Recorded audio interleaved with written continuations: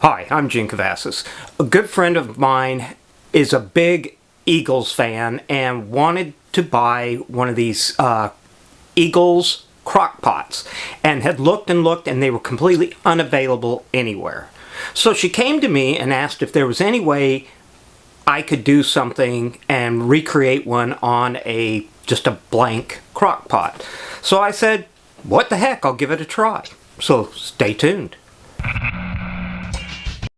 So the process of doing this, first thing I need to mention is NFL teams are copyrighted, so you don't want to be creating or doing anything like that you are selling. Now I'm not selling this, I'm just doing this as a fun project, and I want to show you that you could do this and you could recreate any of the teams, or you could do any other themes that you want to do. I would do one for Denver Broncos, but I don't think it's going to make much difference for their season. But it was kind of a fun project to start with. So the first thing I had to do was look at this and decide, do I want to just do it over the existing pot, or do I need to take it apart? I think I need to take it apart. So one of the first things I realized is on the bottom of this, it has two metal clips, and these are like ring clips that press down and hold tension. So you have to very gently pry those up to release the inside pot. Once that's released, it's very easy to unscrew the knob handle, which has the control, and slide all the components out from underneath it.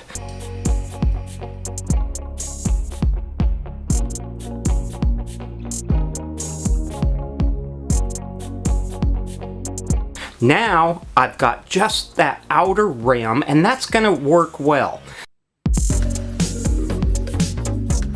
So using some vinyl that's the closest color we could find, I'm going to skin this with the color I want.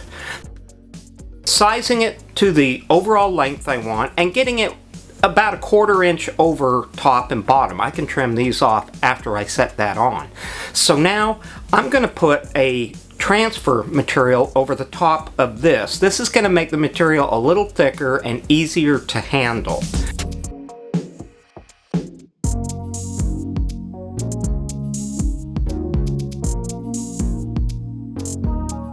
So now this is going to be a little bit of a awkward because it's not flat, it's this round thing, so I've got to kind of try to lay that on and keep it as straight as possible.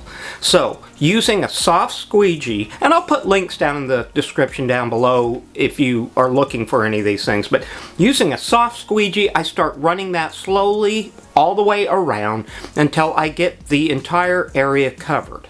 Now once that's covered and I feel like it's squeegeed down fairly well, I'll peel that transfer tape off, and now looking at it, I can take the X-Acto knife and just trim off the top and bottom edges of this so that it now meets the exact size of the metal here.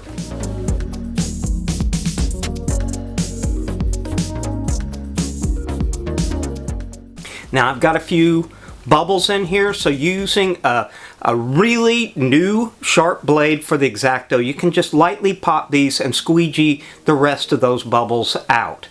If there are a few remaining, they'll probably settle down once the heat hits this and spends a little time warming it up. I did use a heat gun a little bit to try to take some of those out as well, but I think we're going to be fine. So now I'm going to go to the little silhouette cutter, the one I bought for $50, and if you're interested in hearing more about this, click on the link up here at the top and it'll tell you all about that.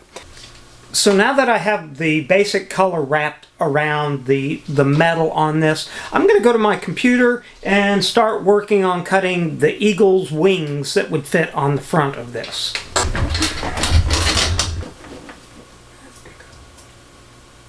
Now, there are tons of videos out there that'll show you how to do this exactly, so I'm not going to go into detail on that, but it's really easy and it's really quite fun.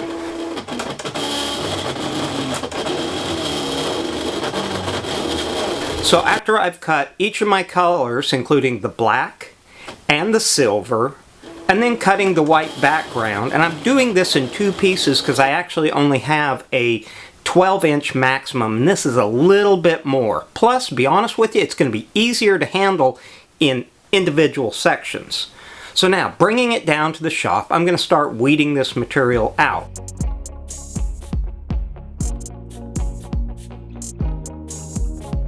Now this works fine, and everything seems to separate well. Now I'm going to use a clear style transfer tape that's kind of reusable, but this is going to help me to line up my materials so that the colors and each of the colors line up exactly the way we want.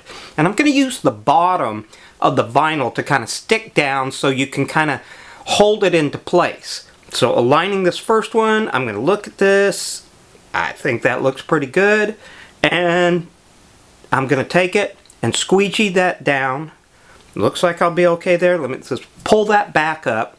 Looking at that and oh crap, that is not where I want that at all. So I've got to try to, that's not going to pull apart. I'm going to have to go recut that one. But let's try the other one for now. So I'm going to go ahead. So that one worked fine. So I'll go back upstairs and cut another set of those wings. But hey, that's what you got to kind of trial and error on this. So now that I've got the wings in place, I'm going to line them up and measure from the holes on the sides to the top, the bottom, trying to make sure it's as straight as possible. So once I have that, I'm going to use what's called a hinge method. I've got a little bit of painter's tape on the top and the bottom. I can peel that material back and remove half that backing tape and then put it down and lightly squeegee that back off, and then lift up the other side and do the same thing. Now I'm going to do the exact same process on the other side.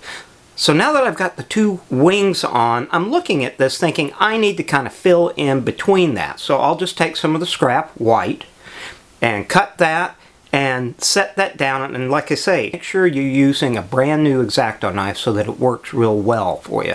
And so now I can add that white and then connect the black strip between.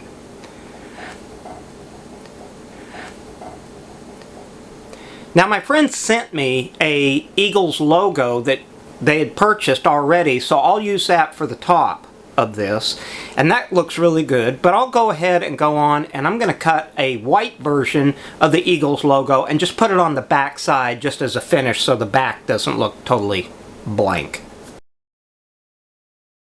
The next challenge I'm going to have is cutting those simple little letters that say off, low, high, and warm. These letters are actually under 1/4 inch high, and they're going to be difficult to weed out of there. So I'm going to go back up and I'm going to cut literally 3 sets of them because I know I'm going to screw these up. And yep, I did on the first one, but on the second one I was able to get this done. And now locating that down and making sure that it fits, install those. Now that I've got that done, everything squeegeed down, I'm going to wipe this down with some either lacquer thinner or even naphtha, something, and not real wet, but just damp enough to take any of the oil off of it that I may have put from my hands onto this material.